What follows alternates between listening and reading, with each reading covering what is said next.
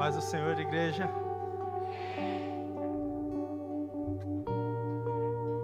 Vou nem falar nada, né?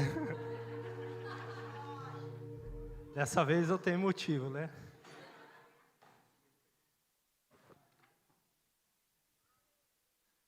Eu cumprimento os irmãos com as paz do Senhor. Irmãos, nós temos visto, né? Hoje é um culto Kids um pouco diferente. Como eu disse para a Meg, né? Seria um culto na direção do Kids para a igreja. Então eu fico feliz de ter todos aqui, pela presença de todos vocês.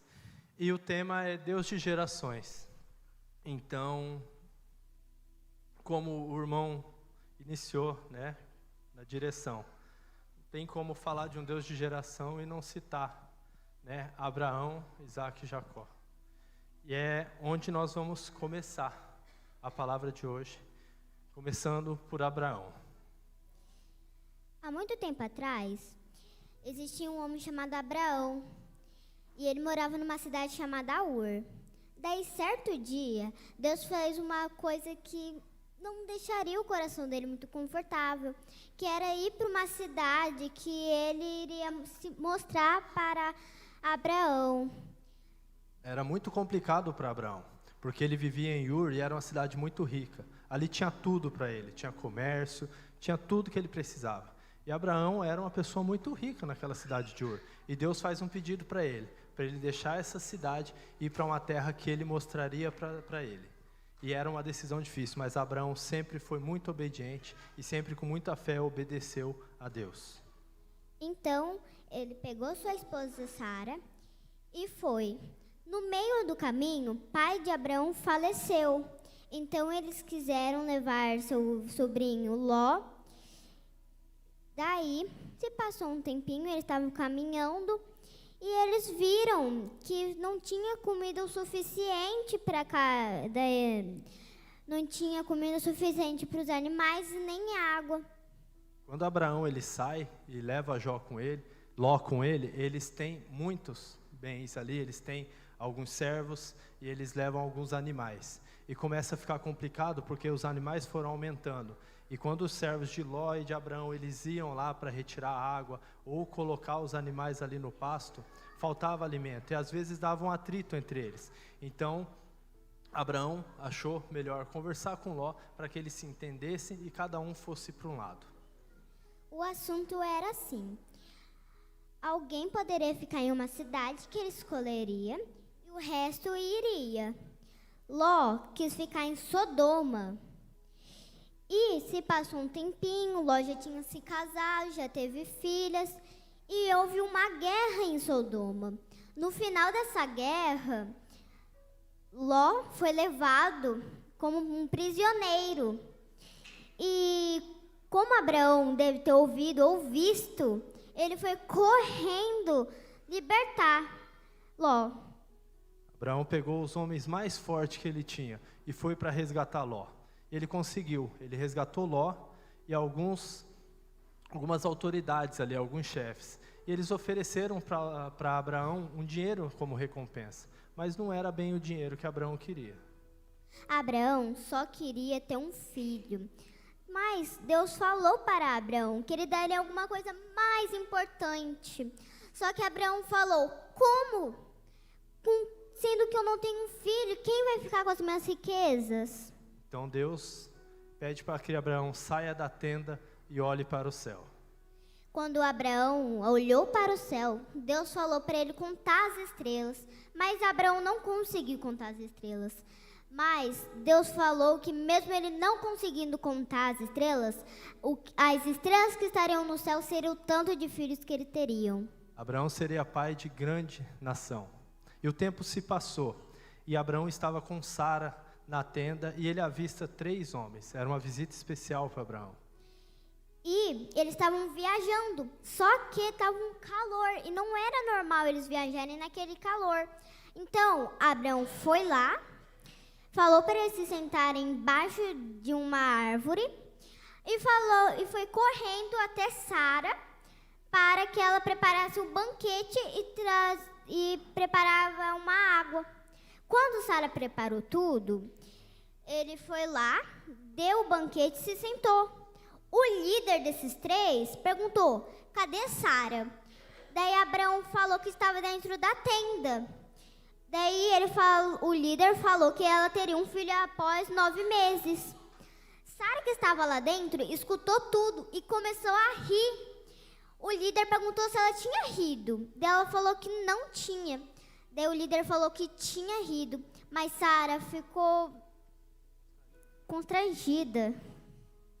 Isso, Sara se sentiu culpada quando ele perguntou, porque ele tinha visto. E ele olhou para Sara e falou: existe algo que seja impossível para Deus? Aquilo que ele falou para Abraão, ele vai cumprir. Então Abraão percebeu que aqueles 3 homens não eram homens comuns. Depois passaram-se os tempos.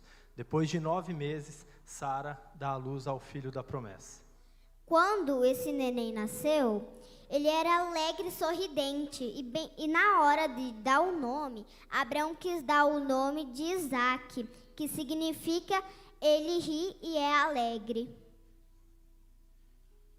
E Abraão, Isaque está ali, Isaque cresce e Abraão é colocado à prova, mais uma vez.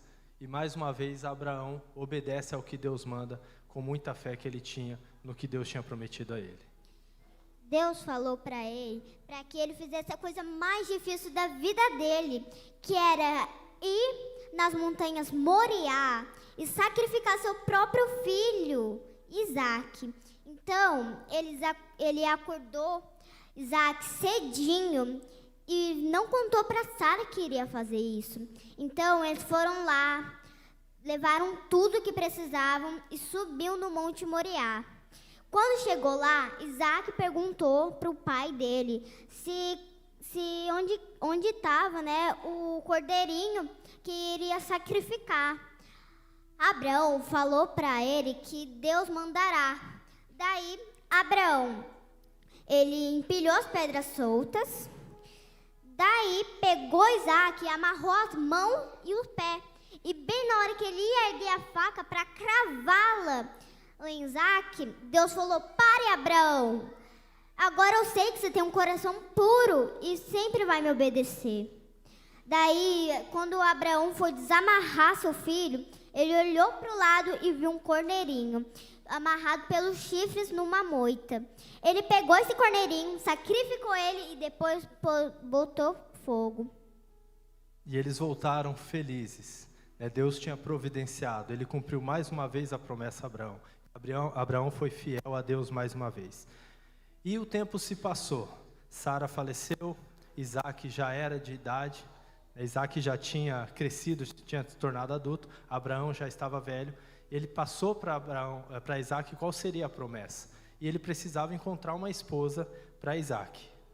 Daí, Abraão chamou o seu empregado e falou para ele ir lá para Ur, para ele buscar a esposa perfeita, porque ele estava em Canaã.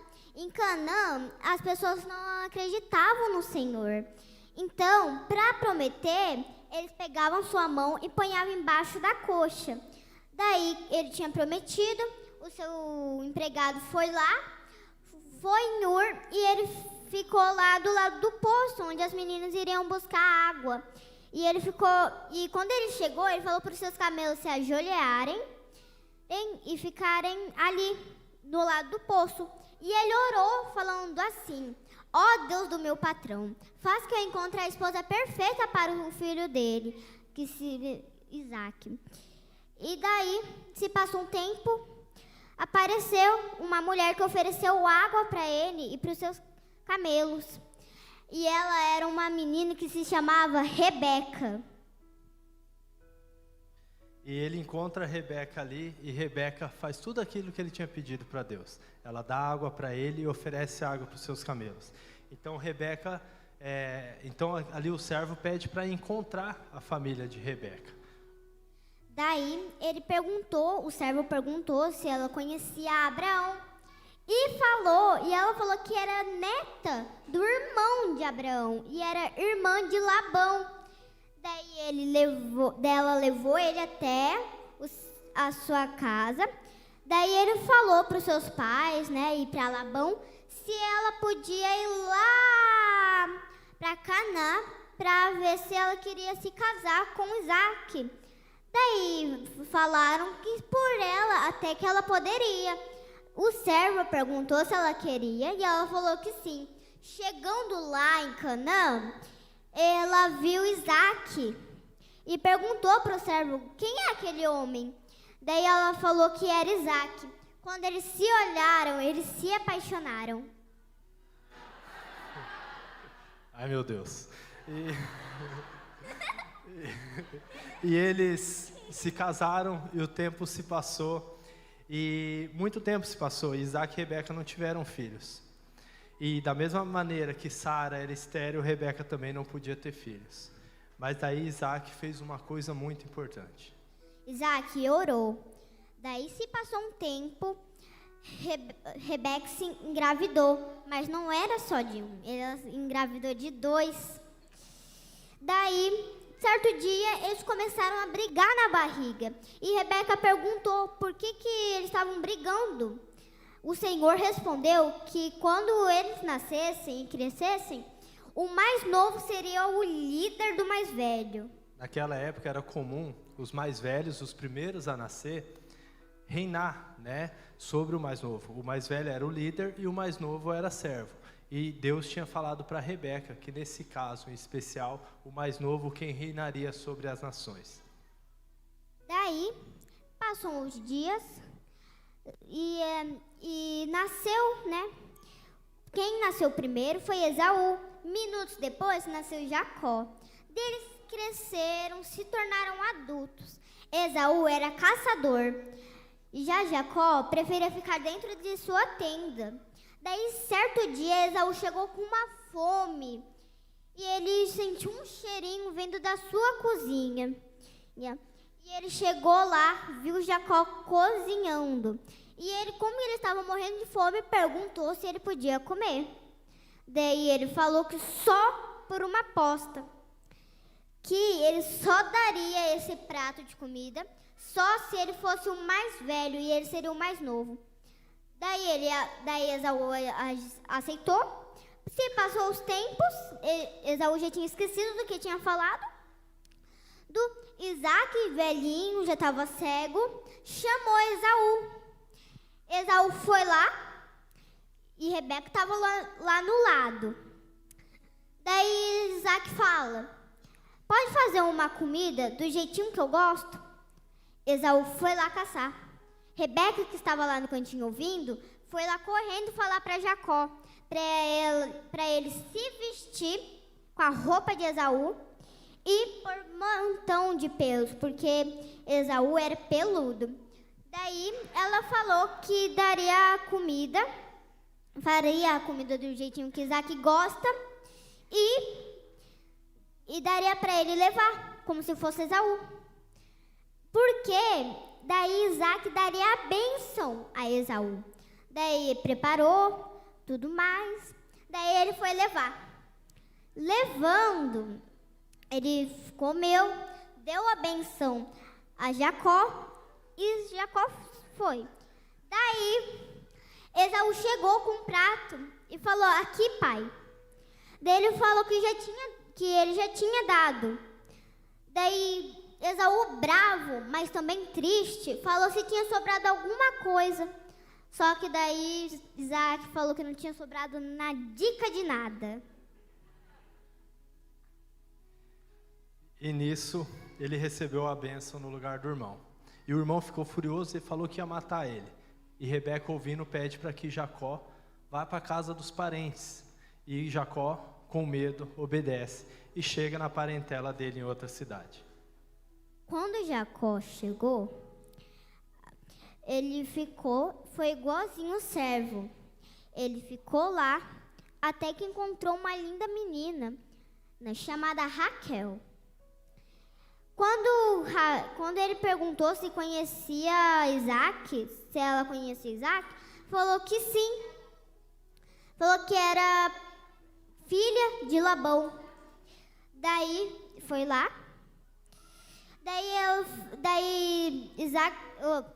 Daí Jacó falou para Labão se ele podia se casar né, com Raquel. Daí, ele falou que poderia se casar, só se ele trabalhasse por 7 anos. Jacó foi lá, trabalhou por 7 anos, e tudo bem. Daí, bem no dia do casamento, trocaram Raquel por Lia. E bem no final do casamento, ele percebeu e foi falar para Labão. Daí Labão falou que primeiro a mais velha teria que se casar e depois a mais nova. Mas deixa eu contar uma coisinha. Lhe era vesga. Daí, Labão falou que ele teria que esperar ou mais uma semana para se casar com ela e trabalhar por 7 anos. Daí ele foi lá, trabalhou e se casou com Rebeca. Passou um tempinho, ele teve 12 homens e uma mulher. E ele quis voltar, né, para ver o seu irmão, para ver se ele já tinha perdoado. Daí, no meio do caminho, ele ficou falando: ai, será que meu irmão não vai querer mais me matar? Será que ele vai me perdoar? No meio da noite, hora que ele viu uma pessoa querendo lutar com Jacó. Só que não era uma pessoa qualquer, era um anjo. E começou a luta a noite inteira. O anjo viu que ele não desistia, até que o anjo pegou a sua mão, pôs a mão na coxa de Jacó e tirou o osso do lugar. E mesmo Jacó estando ferido, sentindo dor, ele não desistiu. Pegou a roupa do anjo e não deixou sair mais. Daí o anjo perguntou como que era o nome dele. Daí ele falou que era Jacó. Daí ele falou que agora seria Israel, porque é aquele que luta com Deus e persevera.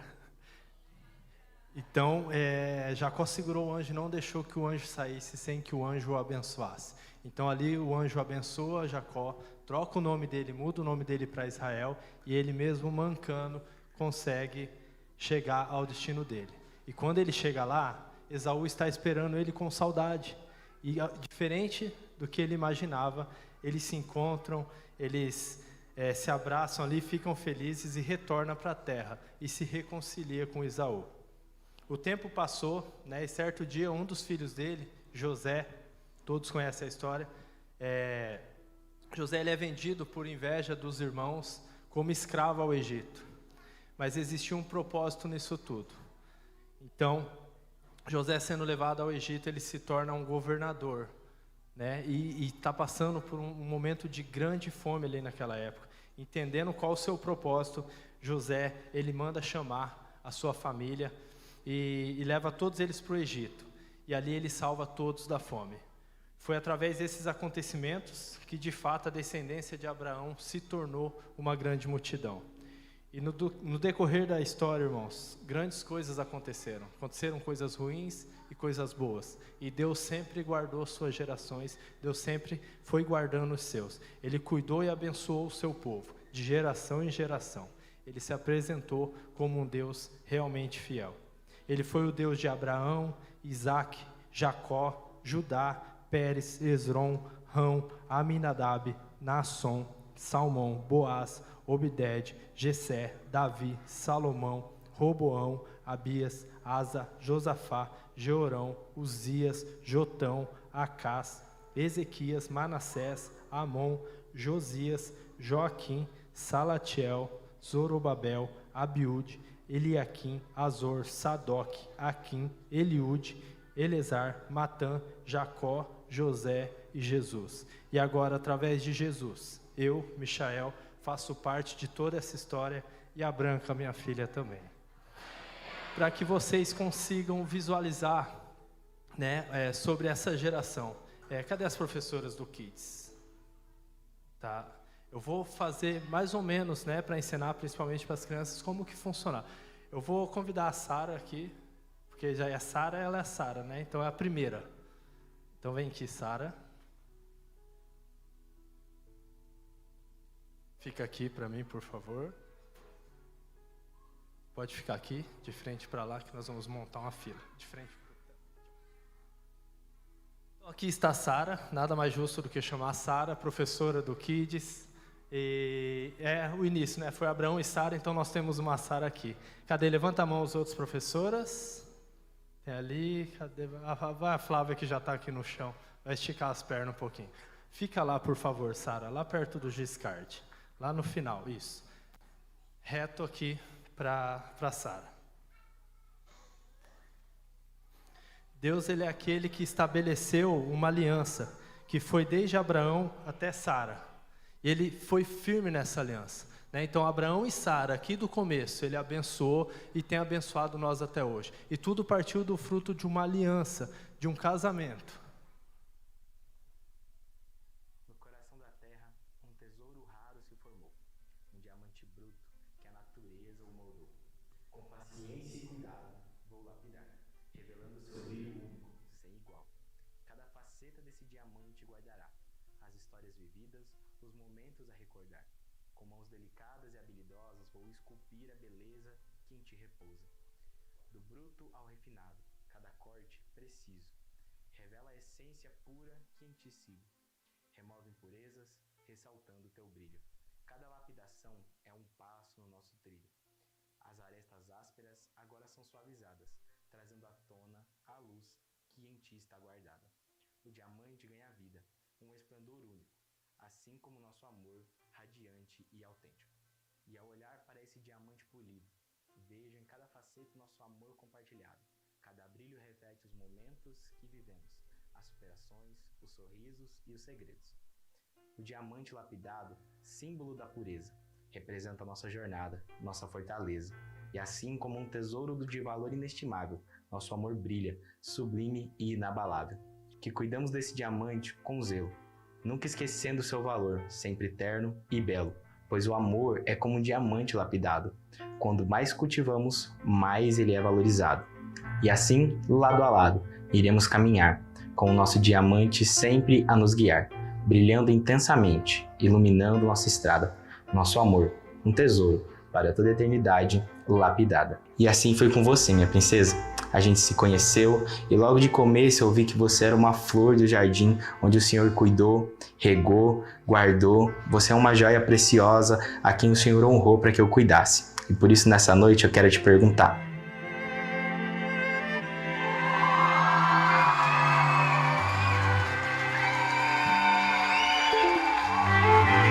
segura minha mão, você terá que me cuidar. Sara, É teu você aceita meu casar comigo? coração, pois você é meu pai. Ninguém gosta de solidão, mas escolhi te esperar. Fiz uma oração pra este dia chegar. Segura minha mão, você terá que me cuidar. É teu meu coração, pois você é meu pai. Ninguém gosta de solidão, mas escolhi te esperar. Fiz uma oração pra este dia chegar. Fiz uma oração para encontrar meu pai.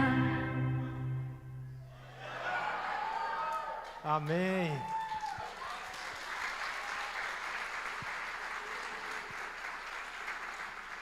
Glória a Deus. Mais uma geração vindo aí que possa vir frutos desse casamento e como flechas alcançar gerações e gerações. Deus, ele é um Deus de gerações, irmãos. Ele revela para o Pai, para o Filho, e como nós vimos, ele cuidou de cada geração e tem cuidado até hoje. Nós vimos, né? Ele foi o Deus do vô, do Gilson, da Nayara, da Lívia. Foi o Deus do Fernando e da Salete, do Fernandão, dos filhos dele.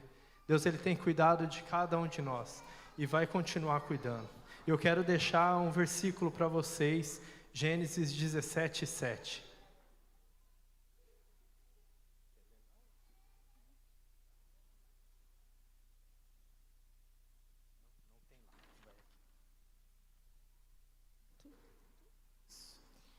confirmarei a minha aliança com você e seus descendentes de geração em geração.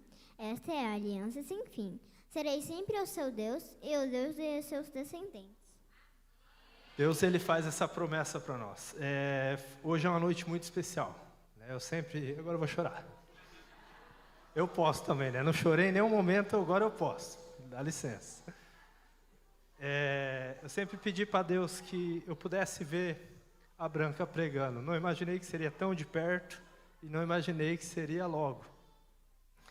Mas Deus tem dado experiências. Eu sempre peço para Deus que Ele dê experiências para a Branca a ponto de que ela possa continuar no caminho do Senhor, não porque eu estou pedindo ou porque nós vamos no culto, eu preciso que ela venha, mas porque ela tem experiências com Deus para que ela nunca se desvie do caminho dele. E ela sempre se lembre daquele Deus que ela serve.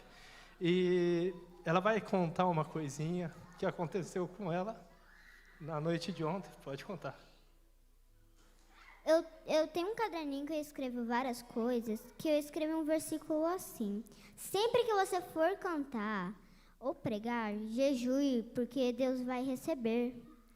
E eu sei que isso vale a pena tentar, porque na primeira vez que eu vim cantar nessa igreja, mesmo eu já cantando na igreja da minha avó, eu ficava com vergonha. Já quando eu vim cantar aqui, parecia que Deus tinha recebido.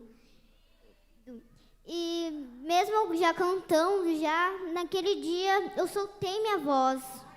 A hora que eu subi nesse palco, eu soltei a minha voz. E Deus, mesmo sendo difícil, eu aguentar o jejum de doces. Eu aguentei, mas mesmo o esforço valeu a pena. Amém.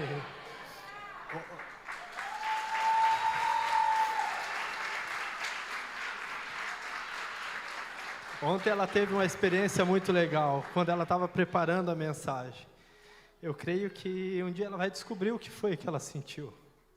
Mas ela surpreendeu a Meg, né? Que ela chegou lá e falou: Meg, eu estava ali passando a palavra com a Pandita, que é um ursinho que ela tem. Eu estava passando a palavra ali e eu senti vontade de chorar.